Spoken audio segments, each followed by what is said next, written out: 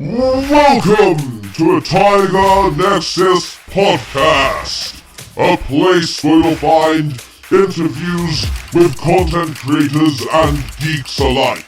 Your host, Tiger, has delved upon the Nexus and found interesting content creators and geeks of all fandoms. This podcast is connected to the Zero Hero Network. And now we dive in with another episode! Hello everybody and welcome to the Tiger Nexus podcast. Of course, I'm your host, Tiger, and today we're going to be talking about the final season of The Boys, season 5, and of course we'll be diving into like the ending and all that, so of course, spoiler warning. I am joined by a good buddy of mine. He's a moderator on most of my platforms, to be fair.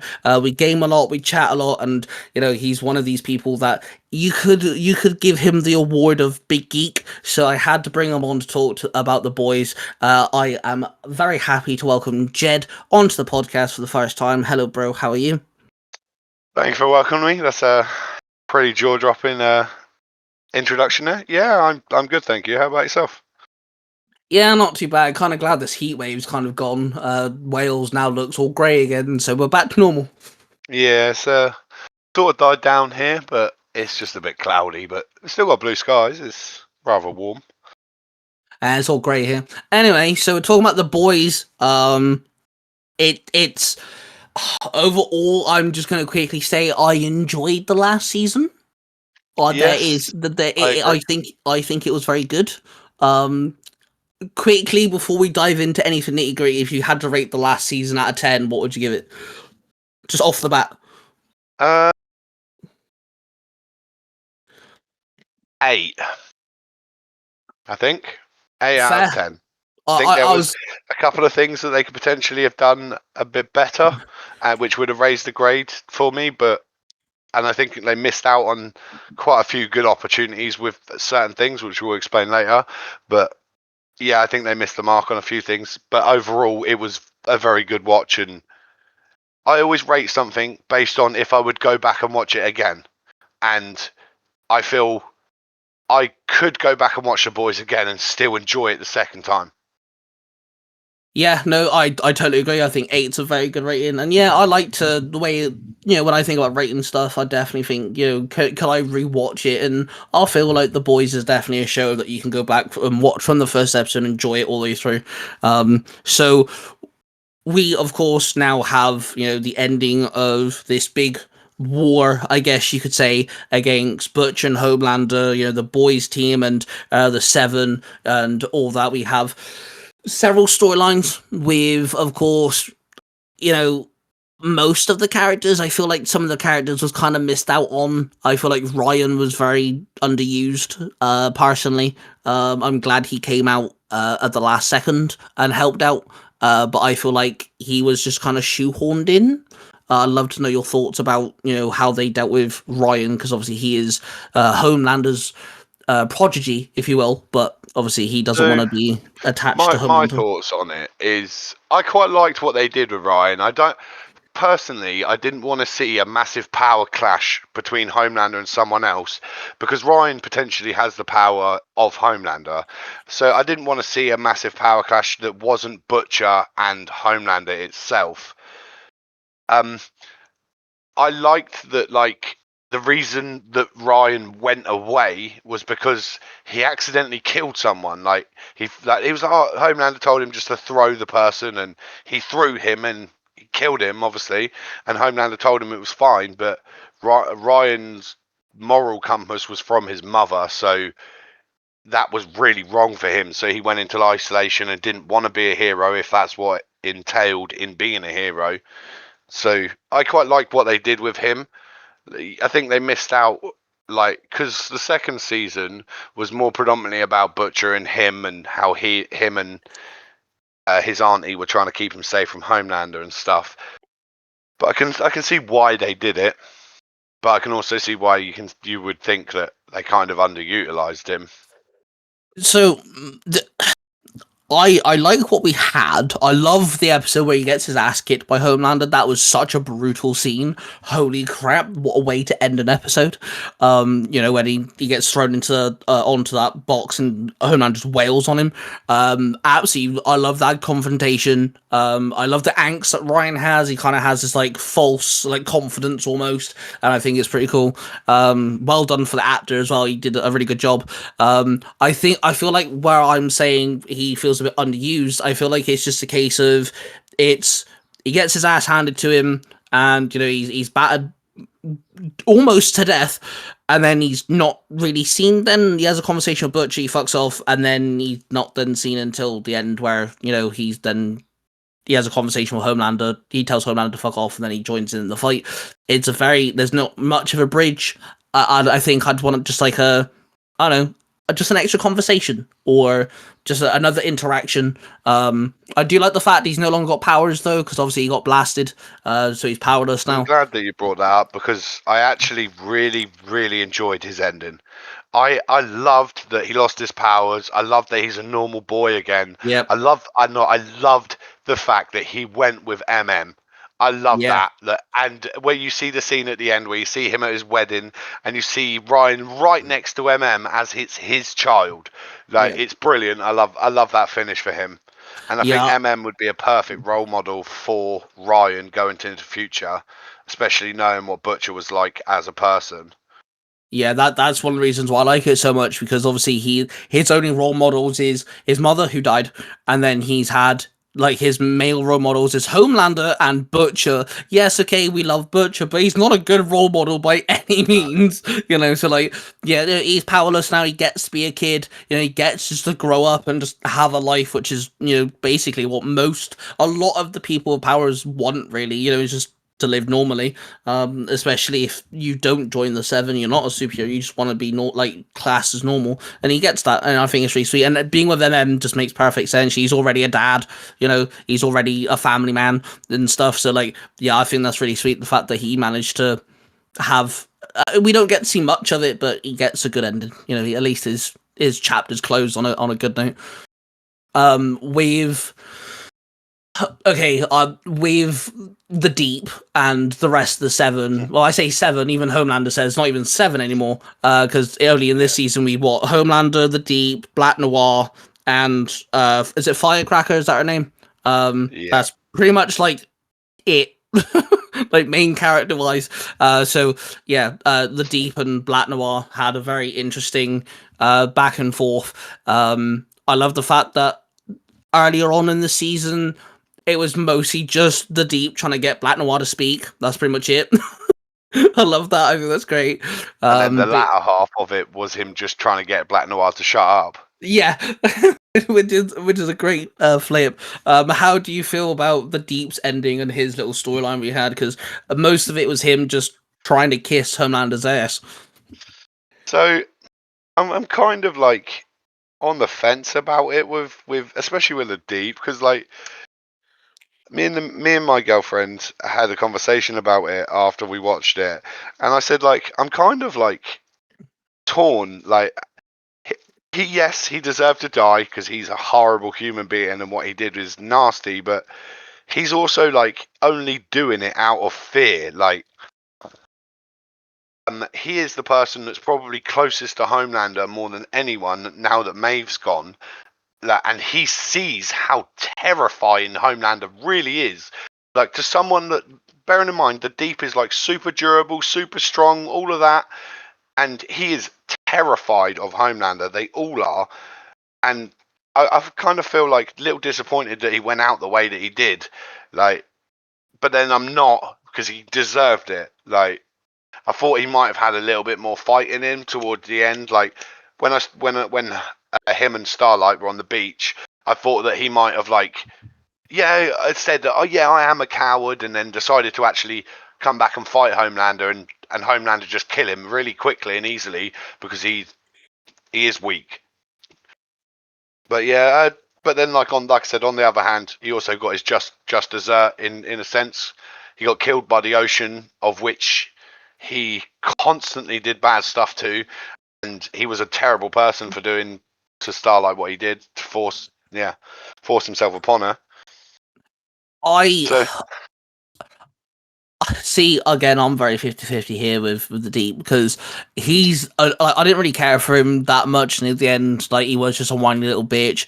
I did like the scene where he got Leo on Black Noir, and he got Black Noir got. I thought that was Yeah. pretty cool. Yeah. I thought that was pretty lit. I'm fine with the fact that he, got blasted into the ocean and got ripped to shreds. I thought that was very, very brutal. But it would have been cool to see maybe Starlight have a bit more of a backhand on his death. Maybe have her actually, like, not get her revenge, air quote, but like kind of give her the upper hand finally. Because obviously everything kind of her decline from the 7 and then working with the boys kind of started with the Deep. He kind of, that was the pebble to cause the ripples, if you will. So that would have been kind of cool. Again, like you said, it could have been a case of maybe he says, "Look, I'll help you," and then Homelander just blasts him one, which would have been funny. Give him his sense of, like, oh, I'm not just a blubbering idiot. I can actually be a hero, and then just die. Especially with the scene where, if you remember, where he's on the pier bit, and he's been told by the hammerhead shark, right, you touch the ocean again, we're going to kill you. And then there's a guy drowning, and everyone's like, "Deep, save him!" The Deep's like, "No, I'm all right. I'm gonna get my I'm good." Then just walks off, like, being kind of cool if he had his moment of, like, "No, you know what? I am a hero. I can save people," and then Homelander just obliterates him. That would have been funny. But I mean, the rated part in it is when they're doing the podcast and the Deep finds out about the oil spill under the ocean. And he's like, "Oh my god, bro, what is this?" And then, like, Noir is sat there laughing. He's like, "What, bro?" And he's like, "You fucking idiot." He was like, "I flew down there, punched a hole in it, and now it's your fault." And then he's like, "You fucking what, bro?" And then they start fighting. Like, I think that's such, like, just the image of, like, Black Noir, because he can fly, like, and, like, that's not meant to be his power, like, because he's meant to be mute or whatever, but he can fly, obviously. Can we see it in season 2? I could just imagine him flying down there, going bang, punching a hole in the oil pipe, and just flying away, like, and then it being, like, Kevin's fault. I kind of feel sorry for him because it isn't his fault, but it is because, like, he okayed the pipeline. Like, he even said at the time, "No, oh, you can't do that. There's hundreds of fish that are my friends that live there. You can't do that." And they're like, "Oh yeah, but we need to do it," and he okays it. So it technically is his fault. yeah, he doesn't have much of a backbone. He could have argued, he could have piped up and said something. But he doesn't. So because he doesn't say anything, the result of what happens is his fault. In the earlier scenes, he's proper comical though, because, like, you look at the way that he has the talks to the dolphin. He's like, "Don't worry, I'll get you out of here," and he tries to save the dolphin. The way that he talks about fish, and in the first season, is more like they are just people. He was like he says, "Oh yeah, I met these couple of cod down on the way, Barry and someone. They're crazy dudes," and, like, talking like they're actual people. And then they kind of lost touch with that later on, like, even though, like, he's still the Lord of the Seven Seas, like, he kind of lost touch with it. See, I'm so glad you brought that up, because that was going to be my next point. Is like the first, like going from season 1 onward, like you said, he treats like any aquatic life as people. He literally fucks one of them, and shit like this. So Octopus.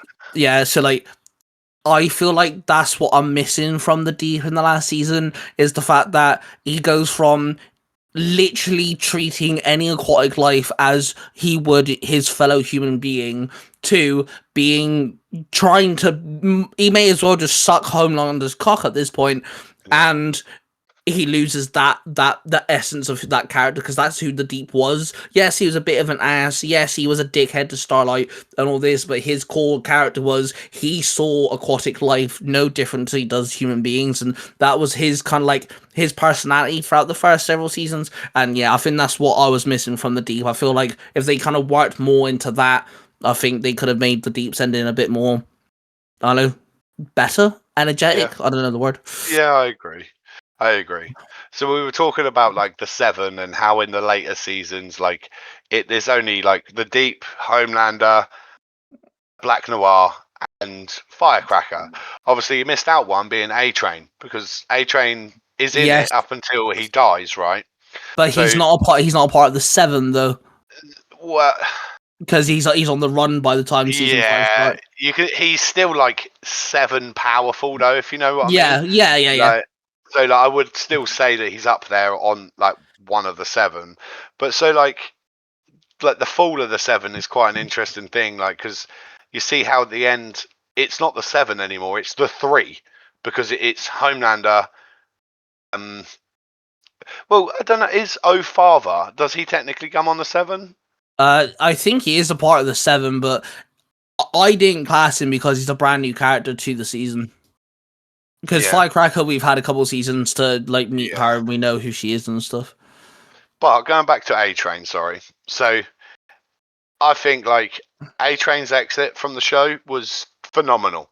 Like it brings me to one of my biggest problems with the show is so A Train runs in, and you'll know because you're a nerd. A lot of nerds out there listening to this will know as well.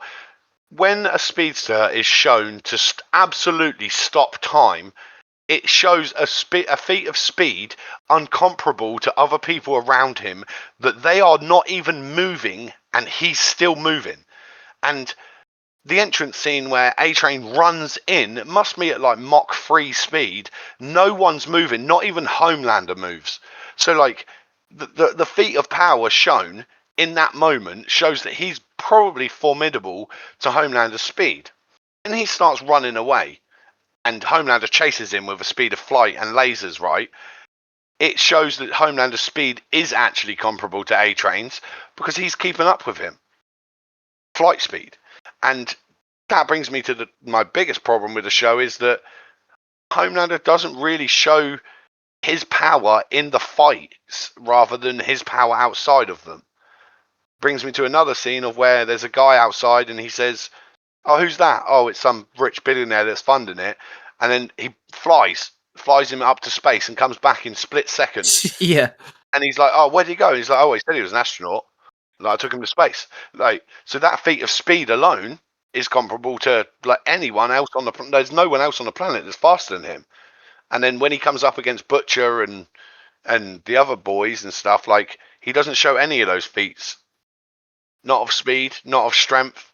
Yeah, that's very true. But now, A Train, I actually think what a phenomenal way to start the season, because that is Yeah, the first episode. What a way to start at the end of the episode on Homelander snapping his neck. Oh my god, that yeah, hurt me. I was like, yes, we're here in the final season. Let's go. And one thing I really do like about that last scene for A Train is, he crashes into the trees, which, he gets wounded, and that's why Homelander eventually catches up to him. But it's because he dodges a pedestrian on the street. He yeah, runs, and that is a really good, like, kind of redemption arc for him, because obviously our first major introduction to the boys, to A Train, is him literally running through Huey's girlfriend, splashing her yeah. across the place. So the fact that he sees someone in literally direct in front of him, and instead of just running through the person like he's done, he runs around, and that causes him Yeah. to stumble. And I Into the love that. tree. Yeah. It's a really good way of showing character growth instead of telling character growth, like show don't tell sort of thing. And I like it 100% when agree. I like it when TV shows do that. So the fact that we see him, and there's a good camera shot of his face as well. He sees it and he's like, oh shit, sort of like look on his face, and he swerves. Such a good redemption arc for him. I love like his conversation with Homelander as well. That last like Yeah, moment where same.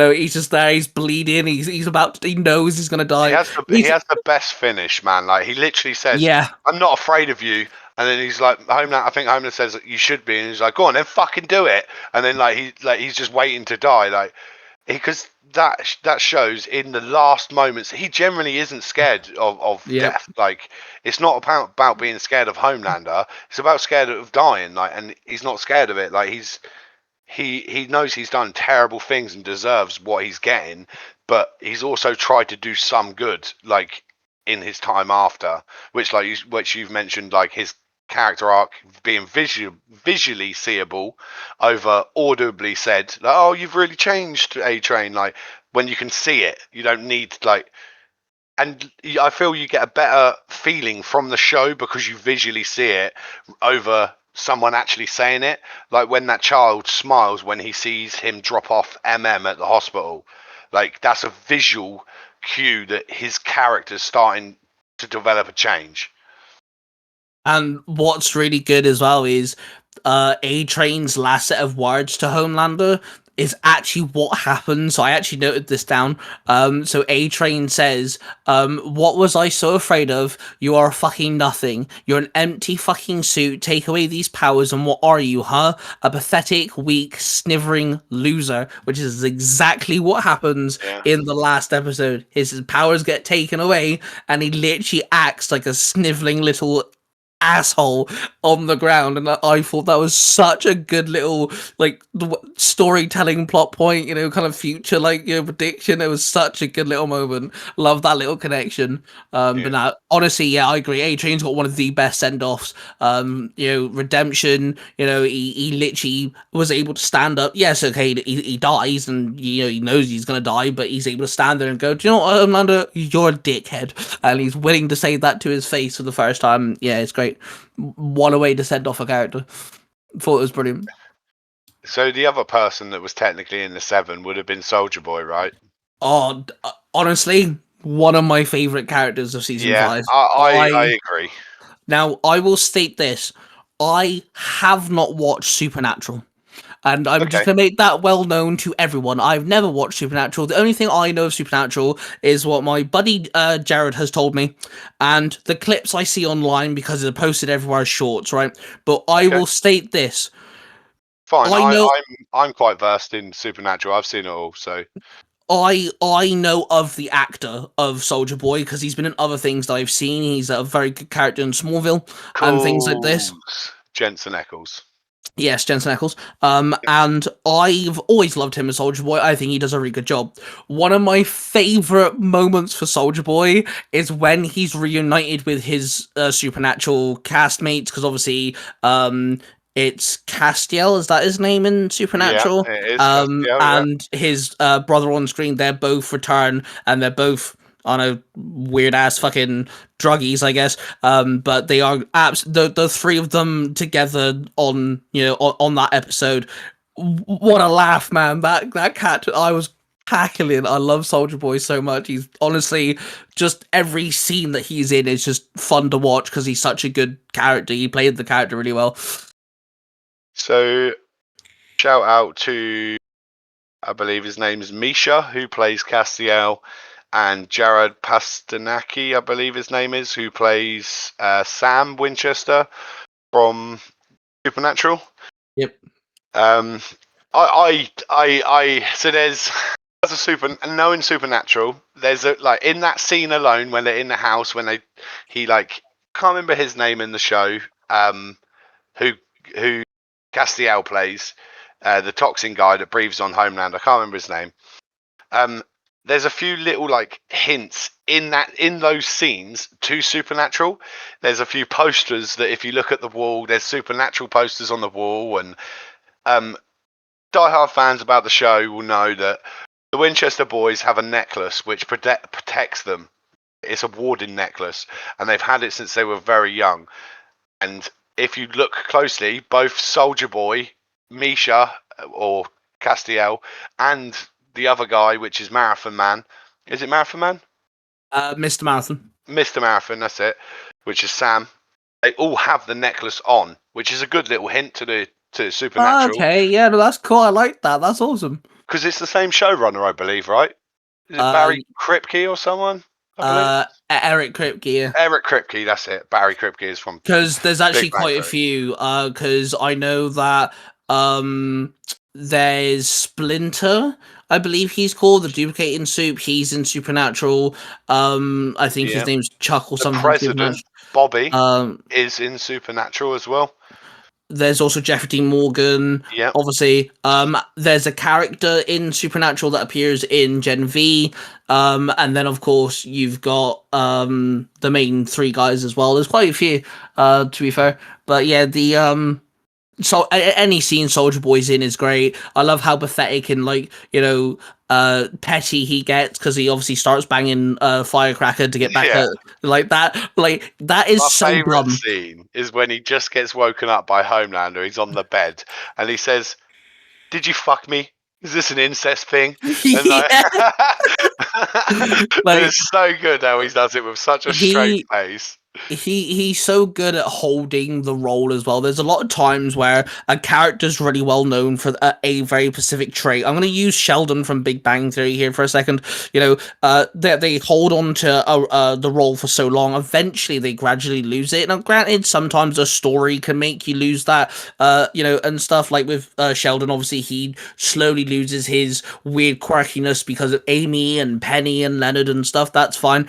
But with certain characters, they shouldn't lose it, and I'm really glad that every single scene that Soldier Boy's in for all of the boys, he has still got the same personality, the same body language, the same I think betrayal of every word he it's says. something to do with like the tone of his voice as well. Like Yeah, he like really fits the character well. Like he does. I've heard him. I'm going to refer to it. I can't remember what the trilogy of the Batman animation films are. He plays Batman in, right? Do you remember what they're called? Uh, Hang on, quickly. We shall quickly So yeah, Google and so we get our my point information. is that he has a good like pitch and tone to his voice. Like even as Soldier Boy, like if you don't see him as Soldier Boy and you heard him talk off screen, you would know that that's Soldier Boy. Like even if you hadn't seen the actor as Soldier Boy before, he's got Yeah. like a good like dominance to his voice. And then when he plays as Batman in the animation and DC animated films, I think it's like Crisis on Infinite Yeah, Earth or so something. it's Crisis on Infinite Earths Part 1, 2, and 3, The Long Halloween Part 1 and 2, and Justice League War World. He plays Yeah, Batman. and he does a really good voice for Yeah, Batman. yeah, Like he does, yeah. I quite enjoy it. So yeah, I think that he was a very good addition to the boys. Like I think it was a smart thing bringing Jensen Ackles in for that role.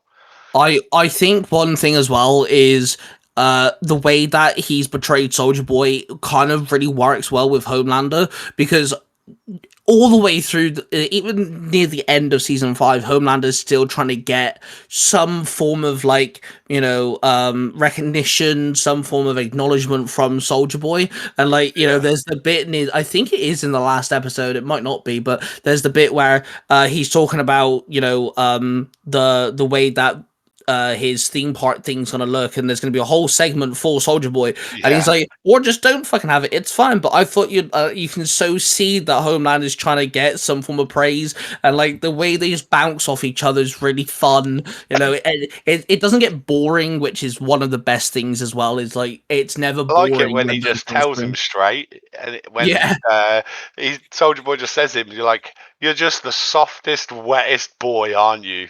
Like, and you can see like the disappointment in Homelander's face when he hears it, which is kind of good to see because, like you said, to have that on screen kind of father son wanting to just impress your father kind of thing, but your father's not impressed by the stuff that he's doing. It's just a good way to go about it. Like that brings me on to the next point actually, because like obviously I feel they kind of changed the storyline with Soldier Boy a little bit.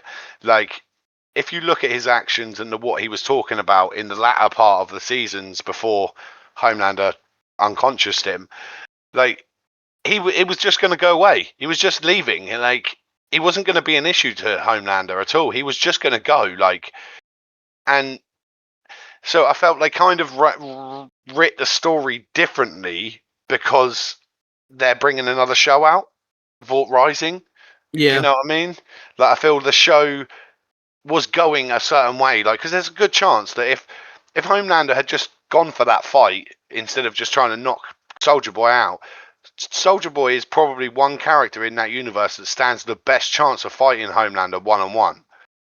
Like so, yeah, I think they kind of like that's part of it where like they've ruined it a little bit for me because like I knew that they were going to bring a new show out.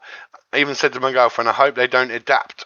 Sorry, adapt this show to roll into the next one.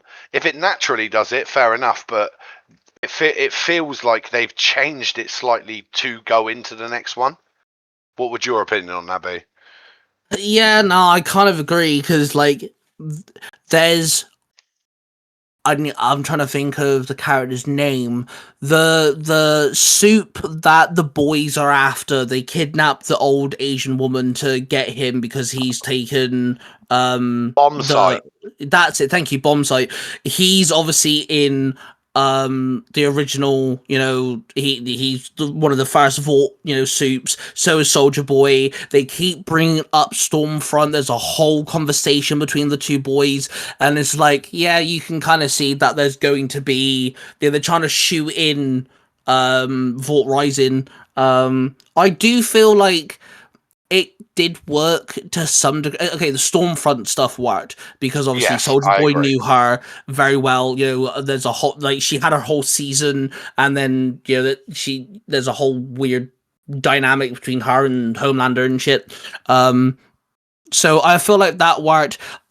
I don't know how I feel about the fact that we had a whole episode dedicated to a character because he's clearly going to be in Vault Rising now, right? The bomb site guy, because obviously it's all Yes. about, so it's like, It's I don't know. meant to be staged in the current times when Soldier Boy has woken back up, goes to wherever he said he was going, but he's going to have like flashbacks of these other characters, and it's Right. going to be about him finding the old team, apparently, from what I've seen. So that's why Bomb Sight is in it. Do you remember the old girlfriend that he goes to in season 1, I believe? No, season 2, I believe. With a girl with like she was doing OnlyFans online, and it was a Seth Rogen cameo, and he was like masturbating over her Yeah, and yeah, stuff. yeah. Yeah, I know that who was you're his about. old Yep. girlfriend, yeah. So that was part of his old team. The guy that got killed by A Train, got dragged along the road because he Yep. was like he was part of the old team as well. So like I think like it's going to be about him going and finding the old team and the Fly Guy and stuff, because those twins as well at what was it, Hero Gasm? They were part of Yeah. his team as well, I believe. So I agree with you. Like, it's definitely a good leading on. Like, but it's just kind of a little annoying that like I said, it would have been great if it naturally led on, but it doesn't feel natural. It feels Yeah. like they've A adapted it bit. very slightly, which brings me on to my next point of like other shows that were brought in, like Gen V. Like, I feel Oh. they really, really missed out on those characters, bro. Like, I So, can't even like. They had so many really cool main characters in Gen V. The storylines were really good, and then it comes to like them being in the main multiversal show, which is The Boys, and then they're not used, they're not utilized. They're mentioned, and you get to see them like once or twice, and that's it. They don't use any of their powers, nothing. Like, and so my this, favorite character from Gen V is actually Jordan, the one that changes gender, male to yeah. female. He's my favorite character. I think that character's so cool. It's so unique how like they've brought the changing genders thing into the limelight, and how she lives both lives and has both unique set of powers for each gender. I think that's such a cool concept for the superpowered being, and they just underutilized them. Like, So whatever reason it was from the studio, it is. I think they really have missed out there. this was one of my points I wanted to bring up because that what you just said is the thing that pisses me the most. Like, it frustrates me the most about the final season. I loved Gen V. I actually at one point thought that Gen V was actually better than the, like, not better than the boys as a whole, but definitely there was more intriguing storylines than some of the boys storylines and stuff. I was so hooked on Gen V, binge watched it to all hell. Especially with what's his name? Because it's actually the scientist that developed V1, right? Kodolkin, yeah. Yes, yeah, that's Um, him, Kadolkin. He so actually returned and all yeah, of that sort of stuff. so Had a absolutely, more in-depth storyline. yeah, absolutely fucking loved it. My biggest issue is that the scenes that the characters are in, You replace them. You replace the Gen V characters with any Tom, Dick, or Harry. Nothing changes, Yeah, and yeah, that's yeah. bad. They could be That grunts. Yeah, Yeah, grunts. literally, Yeah, you could literally just pick up a random woman off the street, go, right, your name is Sarah now, and nothing changes. And it does my head in. And it got, in Gen V, it is stated that Monroe's blood bending, I'm just calling it blood bending ability, yeah. literally, she could be one of the biggest weapons against Homelander. That was stated in Gen V. It was Well, literally they said that if she stated could. that there's like different class of soups, right? So like they stated that there's like soups like A Train, the Deep, and so on, who are like high level soups. But there's like god level soups like Homelander, and there was a few others. And she was a secret project in the government to actually develop the like the super soup thingy, and she was the most compatible. Like so, her durability and stuff is comparable to Homelander. She's a god level soup. It's even said in the boys, like, aren't you meant to be like some god level soup? And she was like, meant to be. And then that's when Starlight says, oh yeah, but not being able to control your powers isn't good for us in a fight, blah blah blah. And it's like, in Gen V, Homelander turns up and literally says to her, how do you feel about killing your own kind? And then zaps her in the chest. She wakes up like it was nothing. Like she took too much paracetamol, for Christ's sake. Like, and they didn't even use her. Like you said, it's a shame that you could literally drag three nobodies off the street to replace those characters and nothing would change in the boys, which is really disheartening because, like you said, for a spin off show of Gen V to get so attached to these characters, because you've had 2 seasons of Gen V, which are really in depth and really good and focus on 3 or 4 characters quite well. And then for them to, like, oh yeah, we're coming to the boys, and then them do nothing. The only Literally part of nothing. Gen V that was relevant was the Stan Edgar storyline. And we also had the son of the guy who turns invisible, because obviously that was a big part for Huey. That was a obviously Huey tried to redeem himself, So didn't he? But yeah, with his son, transparent son. transparent son. Which I did like that. That was actually a pretty good episode. I didn't mind that at all. I thought that was like interesting. It was quite funny watching the guy being thrown around by nothing. I can't imagine how much fun he had like filming that, because he was literally in the room by himself, like recording it. So like I can't imagine how much fun he had doing that. But now Gen V, like I fell in love with Monroe and Jordan. I fell in love with all these characters, and I even if it was just a fight where they lost, I would have been happy with that. Even if Homelander won the fight, it wasn't like the final act or anything. It was just like a fight between them, and they lost. I would have been fine with that. Just do something with them. You Yeah. literally, they promoted it like fuck. Like, guess what? Gen V is gonna be in the boys. Oh my god! And they did this whole article as well. Like, oh yeah, Gen V season 3 is being cancelled. There wasn't going to be a season 3. You literally shoehorned in to season 2 that their ending story was going to be in the boys. Boys, yeah, yeah. So Because my girlfriend said to me, "What would you have done with it then?" I said, "Well, even if I couldn't use them in the main fight, the way that I would have done it is when they're going into the White House. Say, for instance, like Kimiko, Butcher, and another soup was going to take on Homelander, then that would leave like some grunts coming down the hallway. So it's like, okay, well, you get the Gen V lot to take the grunts on, and then you show them doing a little bit of fighting and subduing. Go, like we'll take it from here, or we'll hold them off, and then you'll have Huey, split off and go fight. What's his name? O Father or whatever it is, and then you would have Butcher Kimiko to go and fight the Homelander. So and she was like, well, that would have made sense. I was like, well, yeah, because you still use the characters, but you don't like main stage them per se. I said, because if you're gonna do the Homelander Butcher Kimiko fight, like, has to be the forefront of this episode. Like, they can't pussyfoot around that one, because they've teased that from season 1, episode 1. That's the whole point. Butcher's doing what he's doing, is to kill Homelander and to end the soups. I said, but it's just a shame that the only capacity that they could fit them in is, oh, take care of these people, stay out of the fight, get them across country, and I said those characters are so much more useful than that. Yeah, that also to me personally goes against Starlight's character as well. Why she was like that, because even in um the beginning of season 5, Monroe's name was mentioned. You know, her little team's names were mentioned quite a lot. You know, she quite often said, "Oh, I've given this information." Like she allowed them to be an asset to the team.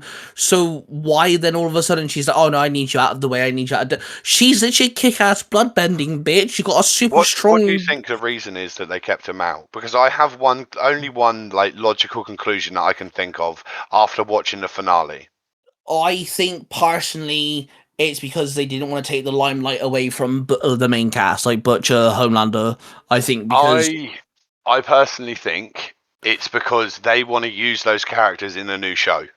I think so. Right at the end, Huey Campbell has his own video store or whatever, but he's actually running an anti, like Starlight is running a hero thingy out of it, right? yeah, I think they're trying to do another show on that because she's pregnant, and interesting.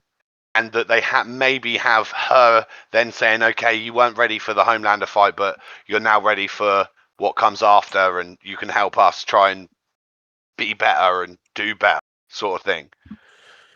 Yeah, they could do that. To be fair, yeah, because that still leaves questions. It's like, well, okay, well, if the story of Butcher's over, Starlight and Huey's story isn't, because I thought Huey's character arc in the entire show was brilliant, like quality. He was a scared little boy at the start, and then even at the end when he should have been scared of people that he was standing up against, he wasn't. He decided that I'm not scared anymore. I'm just gonna do it, and he was one of the most interesting characters out of it. Like, especially with like is it Kessler? Do you know when yeah. Butcher and Huey are tied up in the chair, and then the Oh, shapeshifter yeah, manifests yeah, into Kessler, yeah. like, yeah, I felt that conversation right there, wicked good, because like he was saying everything like, yeah, he'll cast you out, he'll do all this, and Huey sat there like, I already know, mate. Like, I ain't dumb. Like, he knows that as soon as like he gets a chance, Butcher is gonna backstab him or whatever. So there is talks of a show called The Boys Mexico, which is a spin-off, and apparently it's going to be set after um well, no one knows much, but apparently it is post Homelander. So it apparently it's like, you know, at the end where the guy, he's on the news and he says, "Oh, I'm taking back Vought now. You know, I'm gonna, you Yes, know, you're right." and So yeah, so apparently it's about, you know, Vaught's kind of global reconstruction, kind of like him building it back up. So that could include Huey, Starlight, and like you said, the Gen V cast. That's a very good because point. they do it like, so when we talked about the other people from Supernatural in it, Bob Singer from Supernatural is the president from in The Boys. You might remember him from the earlier seasons when he was close to that other woman with blood powers who was elected mayor or something. Do you remember her? When she Yeah, yeah, killed like all the yep, people in the room, popped their heads. So he was in it then. He calls Huey and says that he's arranging a task force to like bring some of these yeah. people in, And and he Huey said, "Now I'm good." declines him. Yeah. So that could be a thing as well. So Okay, that brings us on to the conclusion of the finale, right? The fight between Butcher, Kimiko. Actually, before we bring this up, what did you feel about like the evolution of the story with them evolving Kimiko's powers to take out Homelander? personally, I don't mind like the fact they did it, but it does kind of feel a bit shoehorned in at the end. Yes, I found it a little bit weak that like that was their go-to. Because the season 4 going into season 5, they were talking about a potential like soup virus, and then all of a sudden now that got dropped like most of the way into the boys, and it was most of the boys were like the last season. Most of it was trying to find a way to, one, get this fucking thing, but then also trying to keep the soups alive that they want to keep alive, like Starlight, like Kimiko, because obviously they die too.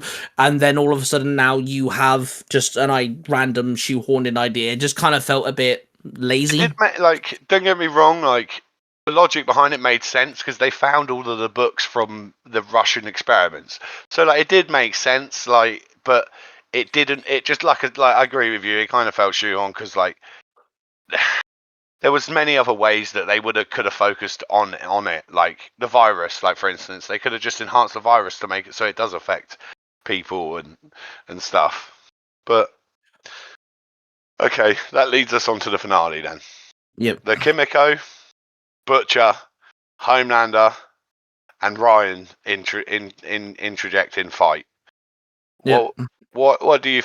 How do you feel about the fight, and how do you feel about what went on and the outcome?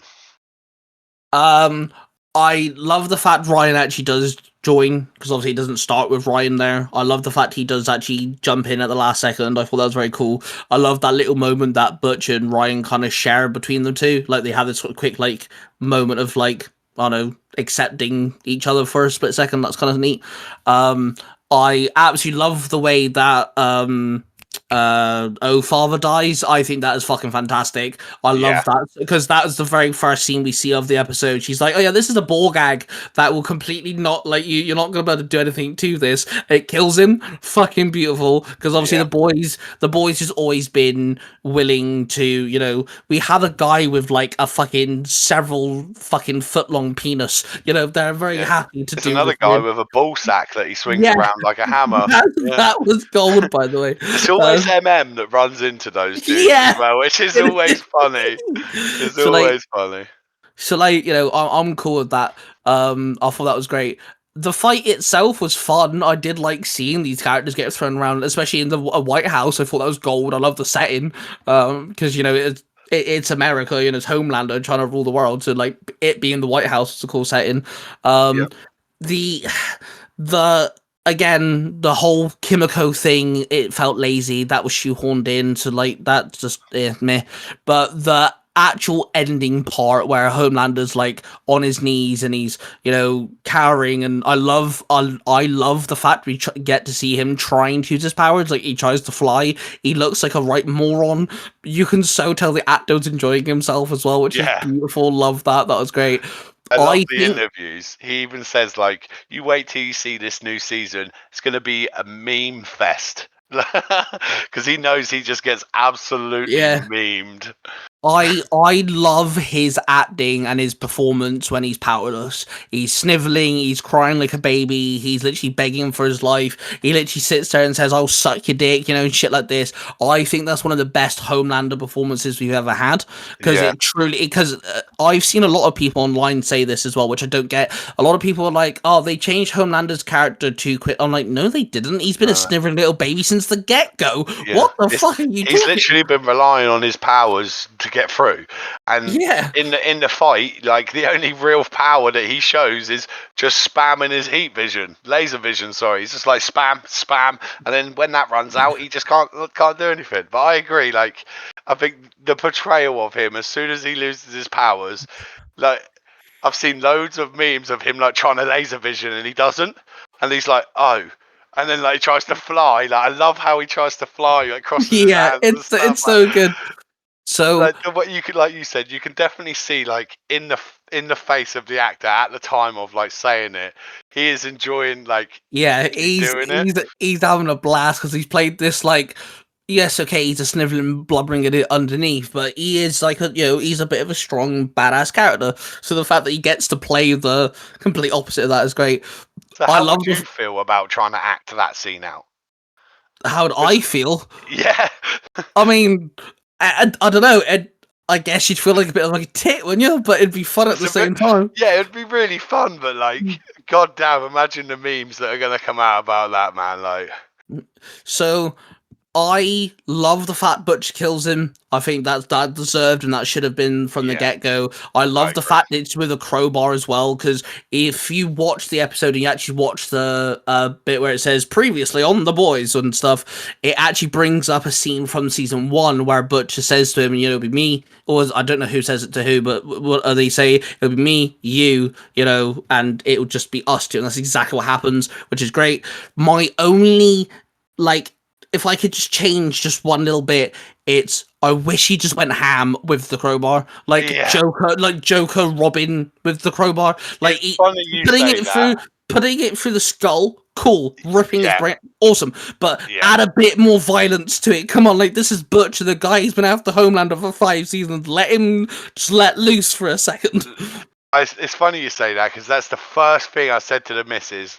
Because like I said to her, I was like, "God damn, that looks good, doesn't it?" She was like, "Yeah," and I was like, "Do you know what?" I was like, I love it." I said, "But the only thing I would change is that he would have just bashed his skull in, like with the blunt part of it." I was like, because if I remember rightly, I think he does that to one of the Homelander clones in the manga. Don't quote me, I haven't read it. The comic, I haven't read it. The novel, I think it's a graphic novel actually. I Yeah. haven't read it, but I think I've seen a picture on like a short of like he actually bashes his skull in, and I said that to her. I was like, it'd have been so much better if like you just see him absolutely beat the crap out of his brain with the blunt end of the crowbar and just blood everywhere, and then just as he gets up, he just drops the crowbar and just walks away because it's done at that point. Like he's done what Yeah. he had to do. I adore Homelander's performance, and the way that Butch even acts is great. I just wish there's a bit more to it because of the build up, because there's been 5 seasons now, and not only has it been 5 seasons, there's been years between some of these seasons, Yeah. and stuff. So like it'd been nice to have him do that. My biggest issue is the next part. Yeah, the butcher's death scene. Yeah, so I'm perfectly fine with Butcher dying. Yep. He should die. Yep. Even in the comic books, he dies. Yep. And I'm fine with Huey and MM being the only one, and Kimiko being the one to survive. Technically speaking, in the comic books, it's only Huey and Starlight that survive, but that's fine. Yep. I'm cool with that. My biggest issue is the turning point, because Ryan says to him that I don't want anything to do with you, which is fine. That's cool. Understandable, Ryan. Awesome. Good for you, mate. You no longer got powers. You don't want anything to do with anybody like that. Sweet. The dog dies, which obviously is absolutely upsetting because he's been around since day 1 too. Tara's great. Absolutely awesome dog. But I'm confused how that then puts Butcher into releasing the virus. That's the bit that confuses me. And then I do feel like how we get to the death is underwhelming. I'm fine with it being Huey and Butcher. I think that's fine. I think that works really well. I think that's really Yep. good idea. It's just it felt boring almost, personally. Yeah. Yeah. Like I agree. Like I'm in the same stance as you. Is I enjoyed that it was just Butcher and Huey. It begun with Butcher and Huey. It'll end with Butcher and Huey. I like that. Yep. But yeah, it definitely did feel a bit lackluster. Like you said, the turning point was that don't get me wrong. We've seen other characters, other antagonists do stuff for dogs. Like quoting John Wick here, that man's killed many people for a dog. But like the turning point, and then like the reality of what he's doing is he's going to release the virus into the world and still kill all soups. So that includes Starlight. That includes other people that potentially aren't terrible people. They're just trying to do the right thing. You know what I mean? Like, and they just die for like they're innocent in some aspects. And yeah, the turning point is a bit annoying. Like I said to the missus, I was like, "Do you know what would have made that better?" And she was like, "What?" I was like, "Well, he had cancer, didn't he?" And she was like, "Yeah." And I was like, "What would have been cool is that Kimiko fried their powers and his cancer returned, and then like he went off to like die after the dog died, and he knew that his time was up because he was coughing blood or something." Huey went and spoke to him, and they had a little conversation, and he died.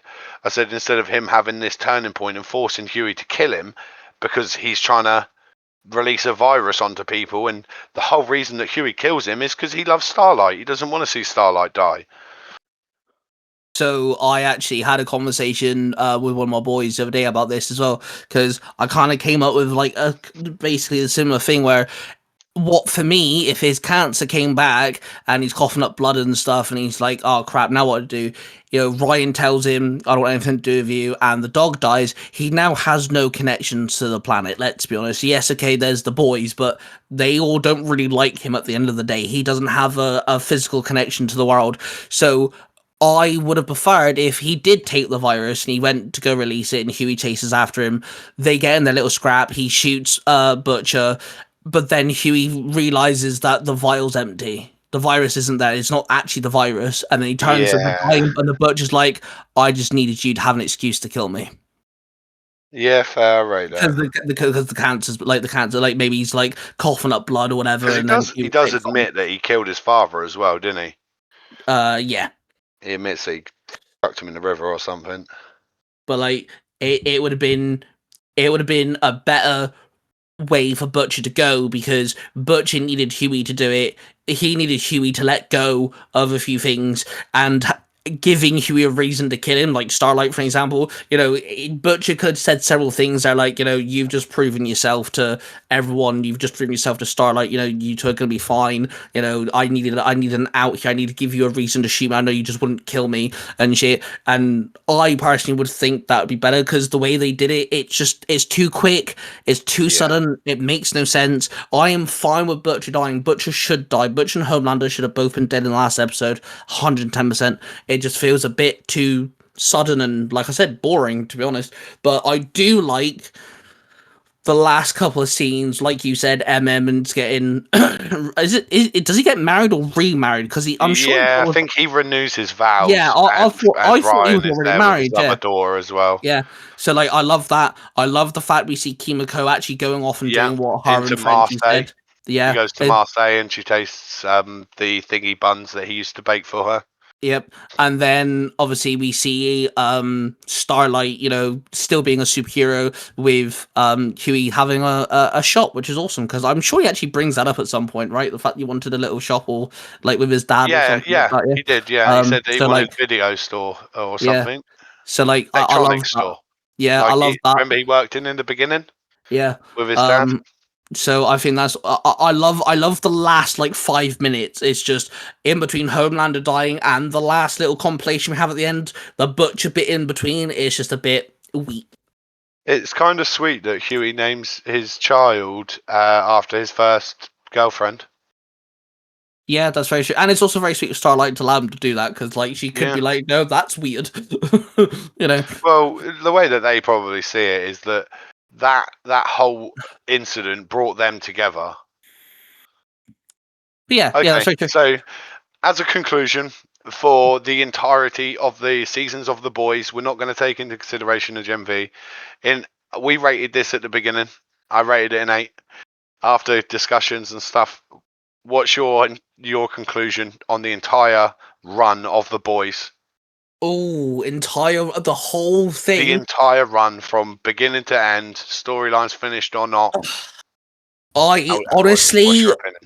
The reason why I'm going to give it this number out of 10 is because, one, yes, it has problems, but it's fucking enjoyable. It brought me laughs. There's moments where, like, I was gobsmacked, my jaw was on the floor. The characters are so fucking good in this. The actors are phenomenal. I'm going to give it 9 out of 10. Overall, the whole Boys, I'm going to give it 9 out of 10. Yeah, okay. I rate it, like, so I'm going to stick with my 8 out of 10, like, I gave it for a reason. Like, I'm an absolute nerd. I watched it the day of release. Like, I'm probably going to go back and watch it again. But yeah, I'm going to stick at 8. Like I said, I think they missed out a few bits, like here on there. I may change my review after a rewatch. Maybe I may appreciate something a bit better or whatnot now rewatching it, or I may depreciate watching something a bit different. But like, yeah, overall, like the visuals were really good. Like, the actors were great in each individual role. I think, in general, they flushed out a lot of the storylines for a lot of the characters, and they were very unique to themselves. Not one character was, like, similar to the other. But in general, like, I thought it was very good. And I hope that going forward, shows take that as a standard to how comic book or something like being translated into a show should be a standard of that sort of thing. Yes, The Boys isn't completely accurate, but it was accurate enough that people could relate to the comic, to the novel, and to the show at the same time, and stuff like It adaptation. it also, the changes they made worked well for the show. So like, I'll bring just one up. The Black Noir isn't actually anything like the TV show and the comic books. No, Black Noir is no, it's actually not. a clone of Homelander, and Homelander, his whole, the reason why he was made was to take out Homelander in case Homelander went south. Basically, he's the answer to Homelander going rogue. He's basically the contingency plan, and he's actually the one that does take out Homelander at the end. So that's the like one of the biggest changes. And I actually really adored the first Black Noir, the episode all about him where he sees the cartoony characters and stuff. Fucking well done. One of my favorite episodes. So like, yeah, it did change things, but it changed things well, and it worked. And you said about how, you know, they should use this kind of like as a standard for adaptations. It should just be the standard for superhero stuff in general when it comes to TV shows. You know, even if you're not adapting a comic book, you just make a TV show. Look at The Boys to like what to do and what not to do, because it's definitely up there for superhero and comic book adaptation when it comes to, you know, bringing these comic book characters life. It's such a high margin now. Yeah, because the thing is like, you could do such shows as Invincible as a live action in the style of The Boys, and it would work, because like Invincible is meant to be like more of an adult's kind of cartoon anime, if you want to call it, like more aimed at the elder kind of viewer, which same as The Boys. So if Invincible was done in the style of The Boys in live action, I'd be quite happy with the outcome, I'd be honest, because like in the first episode we'd see Homelander tear through all of the Guardians of the Planet in one episode, like, and it would have to be brutal because the animation is brutal. So yeah, I hope, like you said, I hope like even like just the use of the powers in The Boys is really good in superhero stuff, like you said, to take forward. I think like obviously Man of Steel, the newest Man of Steel or the newest Superman film, does it pretty well as well. But yeah, I think like for TV shows, production wise, like they definitely need to take that forward for like superhero stuff, like you said. Yeah, definitely. Well, that was our thoughts on The Boys, season 5, but The Boys, of course. Thank you, Jed, for coming on. I appreciate you as always. No problem, mate. Anytimes. So Jed might be my stand-in, my guest when it comes to certain TVs and movies and stuff. We'll see. Before recording this, we had a little conversation about a very specific black and white web swinger who we might talk about next time. With that being said, though, if you're listening on the podcast platforms, of course, rate us and all that jazz. I appreciate everyone on there. And if you're on the YouTube channel, don't forget to subscribe. We're getting closer to 100 subscribers each time, so I appreciate everyone for subscribing, and obviously hit the notification bell so you don't miss an episode. We're still uploading bi-weekly. It seems to be working really well, so I'm going to stick to that for now. And of course, with that being said, I do love you all. We're of passion, everybody, and I shall see you guys in the next one.